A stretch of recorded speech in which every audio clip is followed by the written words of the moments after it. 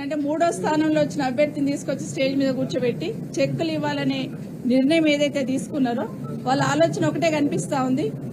ఓడిపోయిన వాళ్ళని స్టేజ్ పైన కూర్చోబెట్టి ఏదో ఒక రకంగా ప్రభుత్వ పరంగా వచ్చిన కార్యక్రమాలను చేస్తే ఇమీడియట్ గా ప్రజలందరూ కూడా మారిపోయి వాళ్ళకు అనుకూలంగా మారుతారనే ఆలోచన వాళ్ళకు ఉంది.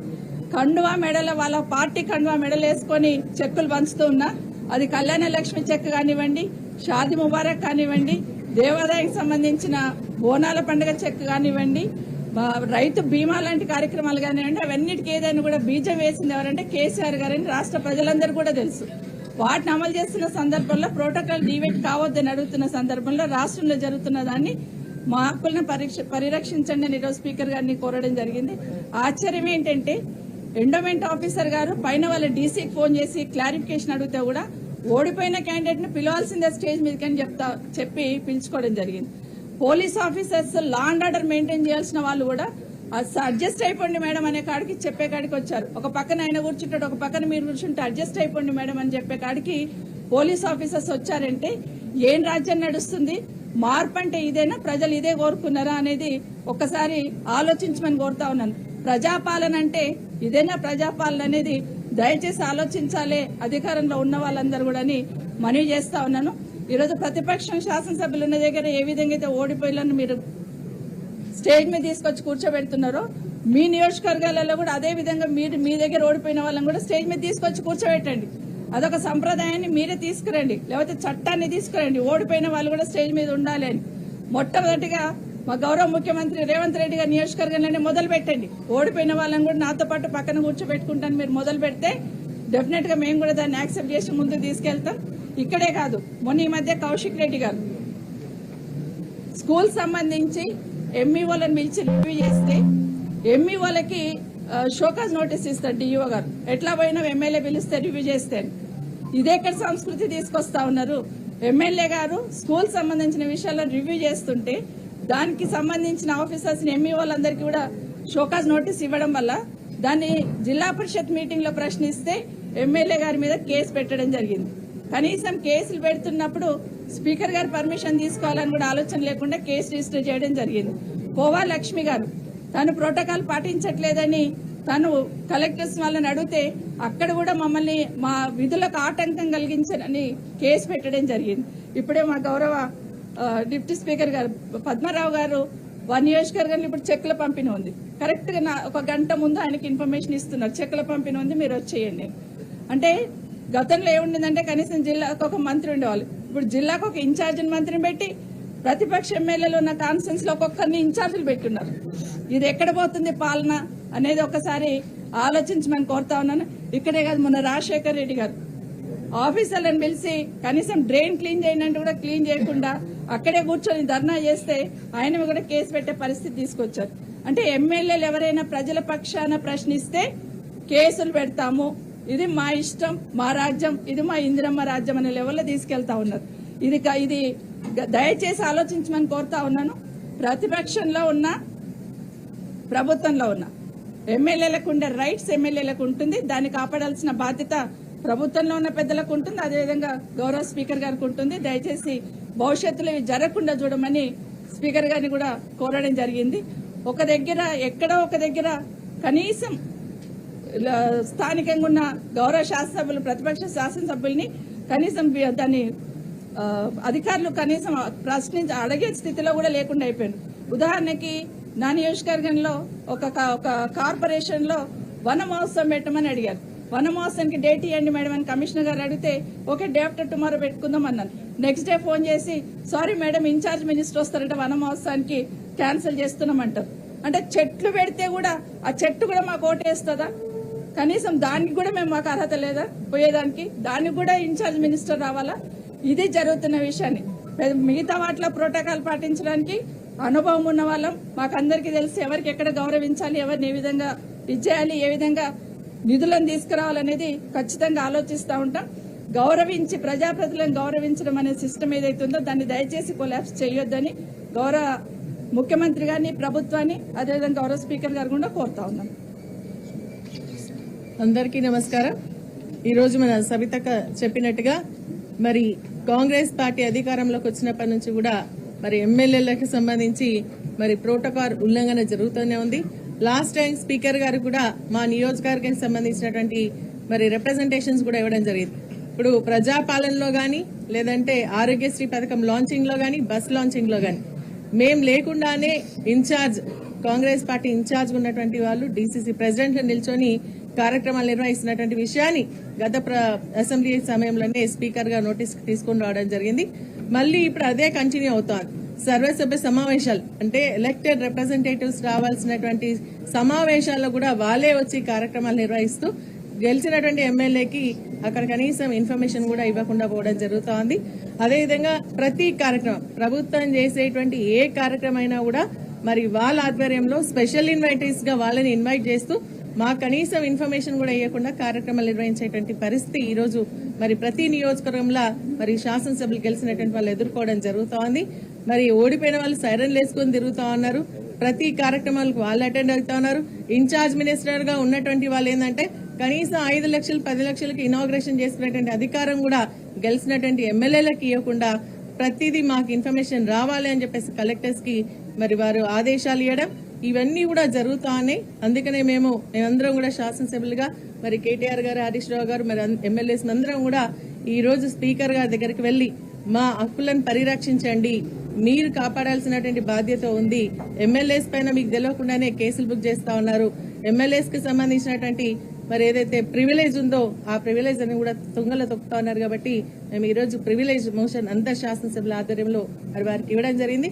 మాకు స్పీకర్ గారి పైన నమ్మకం విశ్వాసం ఉంది. ఎందుకంటే వారు గతంలో కూడా ఎమ్మెల్యేగా వేసి మరి ఇప్పుడు స్పీకర్ గా ఉన్నటువంటి స్థానంలో మరి తప్పకుండా వారు ఈ యొక్క ఉల్లంఘనను ప్రోటోకాల్ ఉల్లంఘనను కాపాడతారని చెప్పేసి చెప్పడం జరిగింది. కాబట్టి ఆ విధంగా అధికారులకు ఆదేశాలు ఇవ్వాలని చెప్పేసి మేమందరం కూడా కోరడం జరుగుతుంది. Thank you. అందరికీ నమస్కారాలు. మా సోదరిమణులంతా ఇప్పుడు కనుక జరిగే విషయాలన్నీ ప్రోటోకాల్ ఉల్లంఘన గురించి చెప్పారు. వర్క్స్ కానీ ఇంకేదైనా ప్రోటోకాల్సే కానీ. ఈ రోజు నేను స్పీకర్ గారికి ఒక రిక్వెస్ట్ చెప్పిన నా తరఫు నుండి. వర్క్స్ ఇనాగ్రేషన్ చేస్తా ఉన్నారు, ప్రోటోకాల్ ఉల్లంఘనలు జరుగుతూ ఉన్నాయి, చెక్స్ పంపిణీ జరుగుతూ ఉన్నది.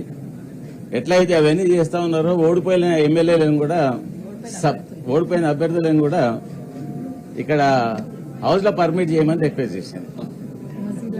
ఎప్పుడైతే అక్కడైతే పర్మిట్ చేస్తా ఉన్నారో ఇనాగరేషన్ పర్మిట్ చేస్తా ఉన్నారు, చెక్కుల పంపిణీకి పర్మిట్ చేస్తా ఉన్నారు, ప్రతిదానికి పర్మిట్ చేస్తా ఉన్నారు.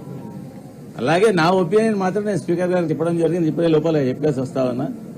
ఈ రాబోయే శాసనసభ సమావేశాల లోపల ఓడిపోయిన అభ్యర్థులను హౌస్ కు పర్మిట్ చేయండి, వాళ్ళని కూడా అలో చేయండి అని చెప్పిన. అక్కడ ఎంత ఉంటా ఉన్నారు, ఇక్కడ ఉంటే బాగుంటుంది, హౌస్ కు బాగా మర్యాద ఉంటుంది అని చెప్తే మీ ఆవేదన ఏంటో చెప్పండి. నేను మాత్రం ఎంత మటుకు అయితే యాక్షన్ తీసుకోవాలో ఖచ్చితంగా తీసుకుంటానని బాగా సీరియస్ గా నేను చెప్పడం జరిగింది. చూస్తాం ఇప్పుడు హౌస్కి ఇంకో 2-3 రోజులు ఉంది. బహుశా 24-25 నుంచి అసెంబ్లీ అంటా ఉన్నారు. దాని లోపల ఏదైనా స్పందన జరుగుతుందా లేదా? ఇన్ కేసు అటువంటి ఇట్లా కాకుంటే ఫైనల్లో మేము కోర్టుకు కూడా వెళ్ళాలని డిసైడ్ చేసుకుంటాం, కోర్టుకు వెళ్తాం.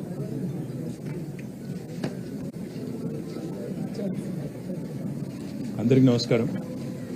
గౌరవ మా శాసనసభ్యుల బృందం మొత్తం కూడా గౌరవ స్పీకర్ గారిని కలిసి చాలా వివరంగా అన్ని విషయాలు చెప్పాము. ప్రోటోకాల్ ఉల్లంఘనలకు సంబంధించిన విషయము చెప్పాము.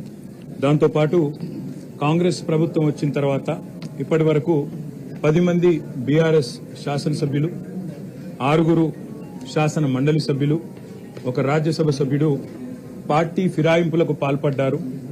ఈ విషయంలో మీకు ఆల్రెడీ పూర్తి సమాచారము, పూర్తి అవగాహన ఉంటుందనే విశ్వాసం మాకుంది. కానీ కొన్ని విషయాలు మీ దృష్టికి తీసుకొని రావాలి అని చెప్పి స్పీకర్ గారికి చాలా వివరంగా సుప్రీంకోర్టు తీర్పులతో సహా సుప్రీంకోర్టు, హైకోర్టు, భారతదేశం అంతా జరుగుతున్న విషయాలన్నీ కూడా వివరంగా చెప్పాం.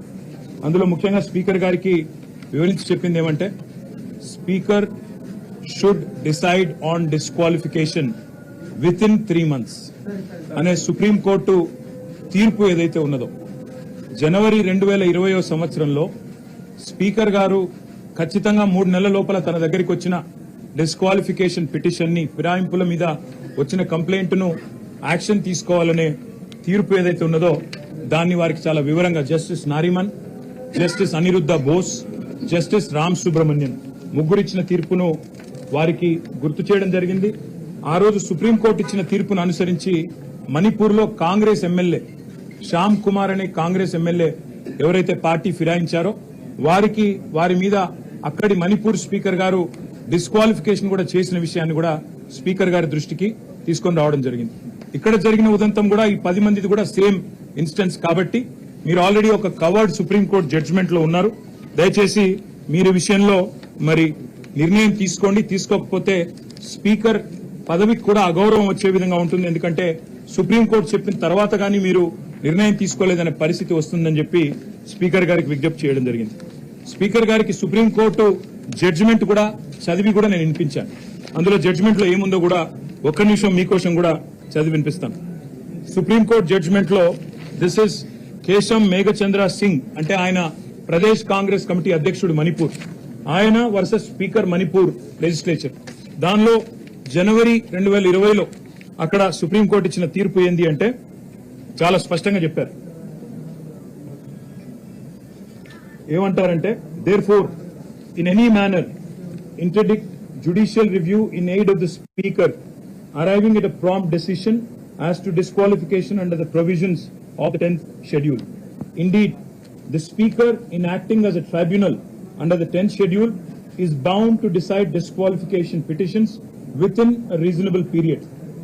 What is reasonable period will depend on the facts of each case, but absent exceptional circumstances for which there is good enough reason, a period of 3 months from the date on which the petition is filed is the outer limit within which disqualification petitions filed before the speaker must be decided if the constitutional objective of disqualifying persons who have infracted the 10th schedule is to be adhered to. అంటే supreme court చాలా స్పష్టంగా చెప్పింది ఏమంటే, మొత్తంగా అధికారం చూసినట్టయితే speaker గారికి ఉంది ఈ పిటిషన్ల మీద నిర్ణయం తీసుకునేది, కానీ రీజనబుల్ పీరియడ్, ఎందుకంటే 5 ఏళ్ల కాల పరిమితిలో ఉండే ఒక శాసనసభ్యుడు కనుక పార్టీ ఫిరాయిస్తే ఒక రీజనబుల్ పీరియడ్ లో నిర్ణయం తీసుకోవాలి. రీజనబుల్ పీరియడ్ అంటే ఏమిటి అని కూడా సుప్రీంకోర్టు డిఫైన్ చేసింది. ఏమని, 3 నెలల లోపల ఖచ్చితంగా నిర్ణయం తీసుకోవాలి. తీసుకోకపోతే ఏం జరుగుతుంది అంటే, మణిపూర్ లో ఏ రకంగానైతే సుప్రీంకోర్టు ఇంటర్వ్యూన్ అయ్యి స్పీకర్ కి ఆదేశం ఇచ్చిందో, 3 నెలల్లో నిర్ణయం తీసుకోలేదు మీరు మేము చెప్పిన విధంగా, కాబట్టి మీరు రాబోయే వారం రోజుల్లో నిర్ణయం తీసుకోండి అంటూ స్పీకర్ కు కఠినంగా ఆదేశం ఇస్తే ఆ వారం రోజుల్లోనే ఆ వ్యక్తి డిస్క్వాలిఫై అయినారు. స్పీకర్ గారికి గుర్తు చేశాం, మేము మార్చి 18 నాడు దానం నాగేందర్ గారి పిటిషన్, మొట్టమొదటి పిటిషన్ మేము ఇచ్చింది. ఆ రోజు స్పీకర్ గారికి స్వయంగా వారి చేతులకు అందజేయడం జరిగింది. ఈ రోజు మొత్తం మిగతా 9 పిటిషన్ కూడా బై హ్యాండ్ ఇచ్చాము. ఇంతకంటే ముందే దాదాపు ఒక 7 పిటిషన్లు మేము by email, by registered post, by WhatsApp కూడా స్పీకర్ కార్యాలయానికి పంపించాము వివిధ తేదీల్లో. కాబట్టి స్పీకర్ గారికి ఈ రోజు మేము విజ్ఞప్తి చేసింది ఏమంటే, మీరు వెంటనే నిర్ణయం తీసుకోండి. ఇప్పటికే 4 నెలలు దాదాపుగా కావస్తా ఉంది, మరి 3 నెలల్లో నిర్ణయం తీసుకోవాలని చెప్పి మరి అక్కడ సుప్రీంకోర్టు తీర్పు ఉంది. దయచేసి స్పీకర్ గౌరవాన్ని, శాసనసభ గౌరవాన్ని కాపాడండి. సుప్రీంకోర్టు మీకు డైరెక్షన్ ఇచ్చే పరిస్థితి తెచ్చుకోవద్దు అంటూ కూడా స్పీకర్ గారిని మేము అభ్యర్థించడం జరిగింది. నేను తప్పకుండా పరిశీలిస్తానని చెప్పి స్పీకర్ గారు అన్నారు. ఇంకా వారికి చాలా విషయాలు కూడా చెప్పినాం. ఈ కాంగ్రెస్ పార్టీ ఏ పార్టీ అయితే ఈ రోజు ఒకవైపు రాజ్యాంగం పట్టుకుని రాహుల్ గాంధీ గారు ఢిల్లీలో పోజులు కొడుతున్నారో, నేను రాజ్యాంగ సంరక్షకుని అని, అదే కాంగ్రెస్ పార్టీ ఇవాళ రాజ్యాంగ భక్షకుల మాదిరిగా ఏ రకంగా వ్యవహరిస్తున్నారో కూడా వారికి వివరంగా చెప్పడం జరిగింది. చేతుల్లో రాజ్యాంగం పట్టుకుని పార్లమెంట్ లో పోజులు, బయటికి వచ్చి కాంగ్రెస్ కార్యాలయంలో పార్టీ ఫిరాయించిన ఎమ్మెల్యేలకు వారిని వెన్నుతట్టి ప్రోత్సహించే విధంగా రాహుల్ గాంధీ గారు ప్రవర్తిస్తున్నారని చెప్పి కూడా నేను స్పీకర్ గారికి గుర్తు చేయడం జరిగింది. ఇది కాంగ్రెస్ పార్టీ యొక్క జాతీయ మేనిఫెస్టో. ఇదే మన తెలంగాణలోనే తుక్కుగూడలో విడుదల చేయడం జరిగింది న్యాయపత్ర.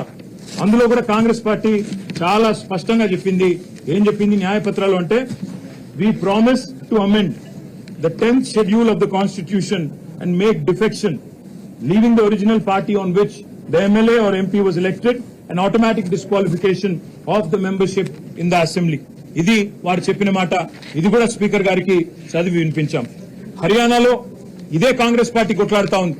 వాళ్ళ ఎమ్మెల్యే అక్కడ కిరణ్ చౌదరి గారు బీజేపీలో చేరితే ఇదే కాంగ్రెస్ పార్టీ హర్యానాలో అక్కడ స్పీకర్ తో కొట్లాడుతా ఉంది, డిస్క్వాలిఫై చేయండి అని కొట్లాడుతా ఉంది. అది కూడా స్పీకర్ గారికి గుర్తు చేసినాం. దాంతో పాటు స్పీకర్ గారికి మరిన్ని ఉదంతాలు కూడా దేశవ్యాప్తంగా ఉన్నాయి. వారికి గుర్తు చేసినాం. కర్ణాటకలో ఎక్కడైతే బీజేపీ పార్టీ కాంగ్రెస్ ఎమ్మెల్యేలను కొనుగోలు చేస్తుందని అక్కడి ముఖ్యమంత్రి సిద్దరామయ్య గారు చెప్తున్నారు. 50 కోట్లకొకరు చొప్పున పశువుల సంతలో పశువుల్ని కొన్నట్టు మా ఎమ్మెల్యేలని కొంటున్నారు అని చెప్పి అక్కడ సీఎం సిద్దరామయ్య గారి ఆక్రోశం ఏదైతే ఉన్నదో అది కూడా స్పీకర్ గారికి చెప్పాము. మీరు ఇలాంటివి అనుమతిస్తే ఇలాంటి వాటిని పరోక్షంగా మీరు పట్టించుకోకపోతే పరోక్షంగా ప్రోత్సహించినట్టే అవుతుందని చెప్పి కూడా వారికి చెప్పాం. స్పీకర్ గారు ఏ పార్టీ నుంచి అయితే గెలిచారో కాంగ్రెస్ పార్టీ నుంచి, అదే కాంగ్రెస్ పార్టీ ముఖ్య నాయకుడు రాహుల్ గాంధీ గారు గోవాలో అక్కడి కాంగ్రెస్ అభ్యర్థులందరితో కూడా ఈ రకంగా శపథం చేయించారు. మేము ఎవరెవరైతే బీఫామ్ తీసుకుంటున్నామో మేము పార్టీ ఫిరాయించము అని చెప్పి శపథాలు చేసిన వైనాన్ని కూడా వారికి గుర్తు చేసినాం. అదేవిధంగా మొన్న జరిగిన హిమాచల్ ప్రదేశ్ లో జరిగిన రాజ్యసభ ఎన్నికల్లో 6 కాంగ్రెస్ ఎమ్మెల్యేలు బీజేపీ అభ్యర్థికి ఓటేశారు, రాజ్యసభ ఎంపీ అభ్యర్థిగా. అక్కడ అసెంబ్లీ స్పీకర్ గారు డిస్క్వాలిఫై చేస్తే వారు దాన్ని సవాల్ చేస్తూ సుప్రీంకోర్టుకు పోయారు. సుప్రీంకోర్టు ఆ విషయంలో మేము అడ్డురాము, స్టే ఇవ్వము, స్పీకర్ గారు చేసింది కరెక్టే అని చెప్పి సుప్రీంకోర్టు కూడా హిమాచల్ ప్రదేశ్ లో తీర్పిచ్చింది. పార్టీ ఫిరాయింపుల విషయంలో సుప్రీంకోర్టు చాలా సీరియస్ గా ఉందనే విషయాన్ని కూడా వారికి చెప్పాము.